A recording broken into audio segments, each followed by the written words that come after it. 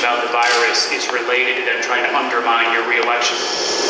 No, I don't want to put cast any dispersions. I just will tell you that China would like to see sleepy Joe Biden. They would take this country for a ride like you've never seen before.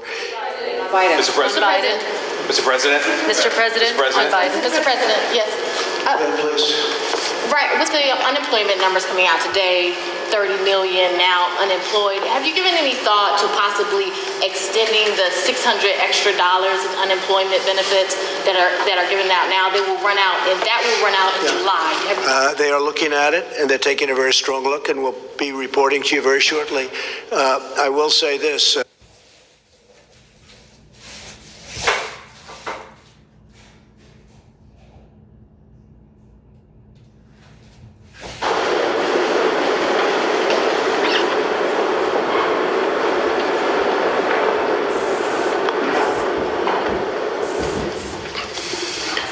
Well, thank you very much. Please. This afternoon, I'll sign a proclamation declaring the month of May to be Older Americans Month. I don't know if I'm in that category. I have a feeling I am, but I feel good. And our country is making a lot of progress, Alex. I want to tell you that, making a lot of progress. As we honor the incredible contributions of our nation's seniors, we're here today to discuss the unprecedented steps that we're taking to protect our seniors from the virus. We'll also announce vital new actions to safeguard our nursing homes and most vulnerable citizens as we gradually and safely reopen our country, and it's very exciting to see what's happening. We're joined today by Secretary Alex Azar. Thank you. Secretary Robert Wilkie. Robert, thank you very much. Administrator Seema Verma. Thank you. Great job. FEMA Administrator Pete Gaynor. And Chief of National Guard Bureau General Joseph Lengyel. Thanks also to Tennessee Governor Bill Lee, my friend. Thank you very much, Bill. Great job you're doing. It's great being with you, too. And many outstanding advocates for America's seniors who are here with us today. Thank you all very much. As we tragically have seen, the virus poses the greatest risk to older Americans.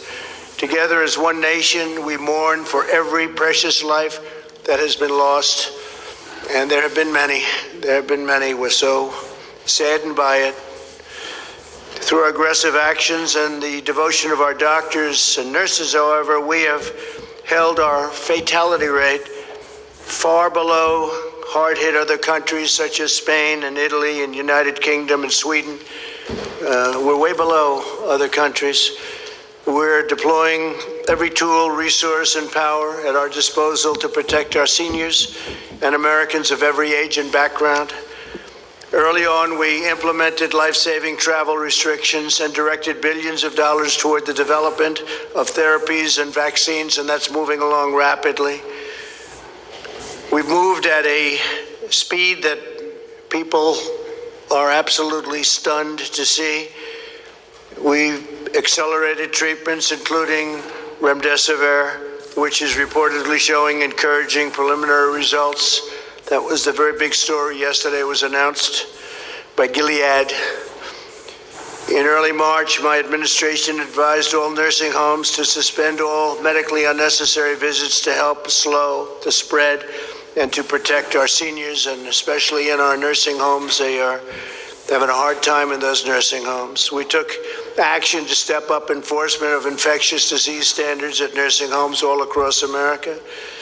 We also acted swiftly to secure our veterans' healthcare facilities and deployed hundreds of VA staff to help out in nursing homes nationwide.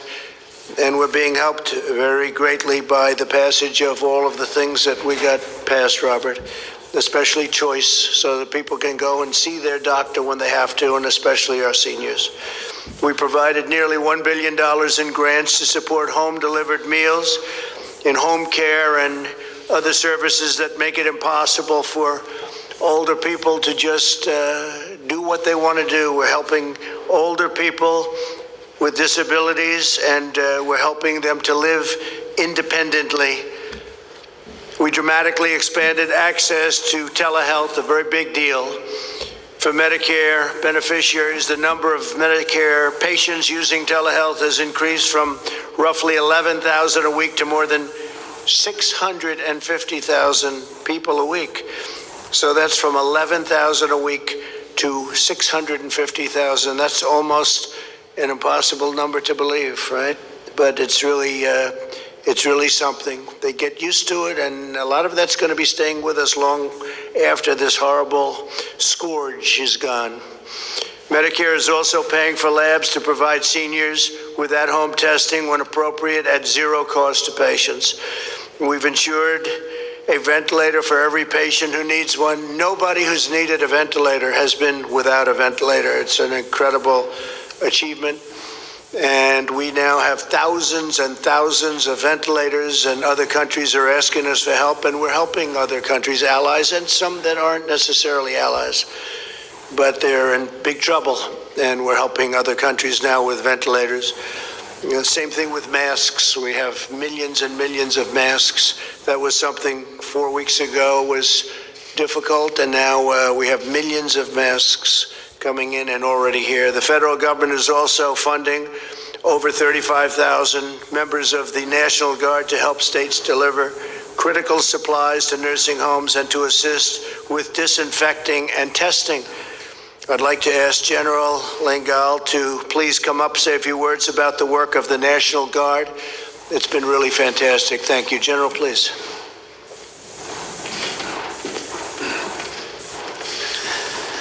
Thank you, Mr. President, and good afternoon, everyone. I'm very proud of the National Guard and all they are doing to help keep our nation safe here at home and abroad.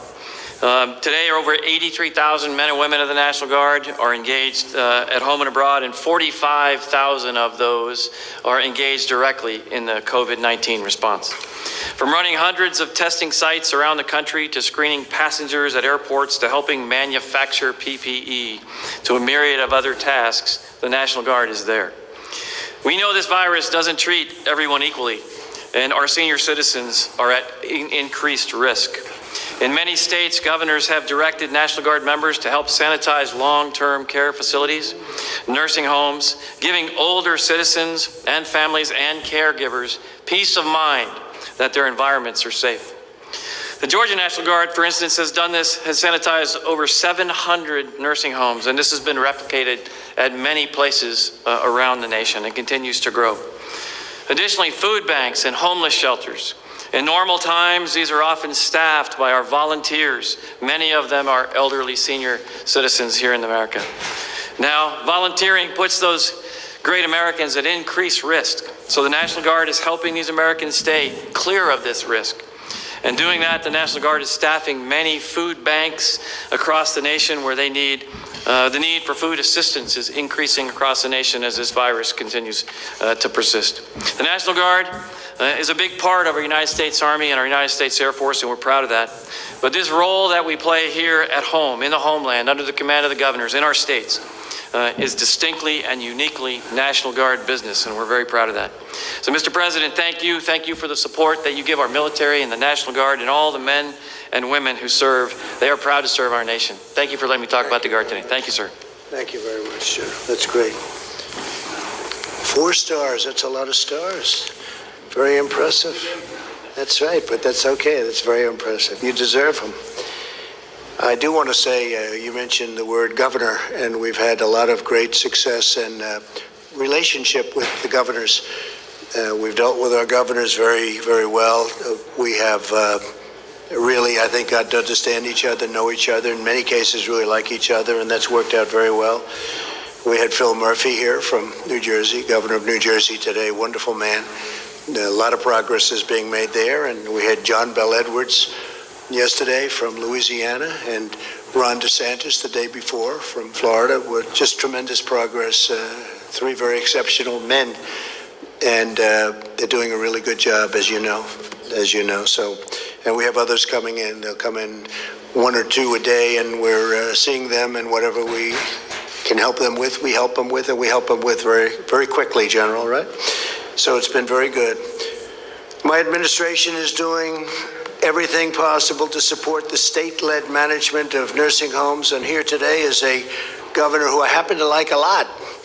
And he's done a fantastic job in a fantastic state, a state that I happen to like a lot. It's called Tennessee. For some reason, they like me. I haven't figured that out, but they like me in Tennessee, so that's good, Bill. Please come up. Governor Bill Lee, please. Thank you, sir. Thank you.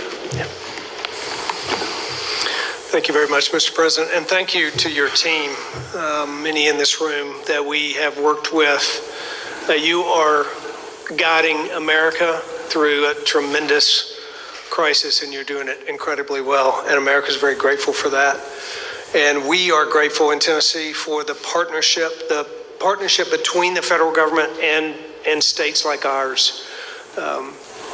As we work to make our contribution to fighting COVID-19, we can do so because of the work that you're doing and the way that you're supporting what we're doing. So, Mr. President, you've asked states to commit to a goal of testing 2% of their population. In April, 2% of Tennesseans were tested. And we have tested over 175,000 to date. But as we look to May, to build upon that, we're actually strengthening our commitment, particularly to the elderly, the most vulnerable of our citizens, especially those in nursing homes. There's a scripture describes being hard pressed on every side, but not crushed. And that's where we are in Tennessee. I think that's where we are in a nation. But the elderly are most hard pressed in this setting, and especially those in long-term care facilities, and they need our help. So in Tennessee, we're committed to testing every resident and every staff in every one of our 700 long-term care facilities. It'll be a great undertaking, but it honors the value of these lives in those facilities, lives that have protected our country in the hardest of times, the greatest generation, and those that have a loving legacy of being our neighbors and our friends and our grandparents. And it's time for us to protect them. And we should do so by pursuing social distancing, for example, in every way that we can with them. And the distance is sometimes a great gulf. I haven't hugged my own elderly mom in 8 weeks, but we're doing right by these citizens, and you're doing right by committing to these citizens to make certain that they that we do our personal part to make sure that they're safe, and while valuing our freedoms all at the same time. So while I think as a country we may be hard pressed on many sides, we are not crushed, and we are grateful for your leadership and for this team's leadership, and particularly your commitment to the most vulnerable in our nation, and together we will get through this. Thank you very much, sir. Thank you, Bill. Thank you very much, Bill. Great governor, by the way. As we take steps to safely reopen our country, we must remain especially vigilant in sheltering the most vulnerable older Americans. To that end, today I have several important announcements. First, in addition to all of the supplies we've already distributed, FEMA will send supplemental shipments. And I have to tell you, Pete, what a job you've done. Everybody was at the last call with the governor. So many of the governors said, I want to thank him for calling. He called on Easter morning, and he's calling them all the time. And you call them on Sundays, and you call them every time, all the time. And I tell you, they really appreciated it. They really do. You've done a fantastic job. Pete Gaynor, FEMA. But FEMA will send supplemental shipments of personal protective equipment to all 15,400 Medicaid and Medicare certified nursing homes in America, right, Pete? Second, CMS is providing states with $81 million from the CARES Act to increase their inspections of nursing homes at this very critical time. We have to do that. We have to do that. That's a spot. It's a spot that we have to take care of. I guess you could call it a little bit of a weak spot because things are happening at the nursing homes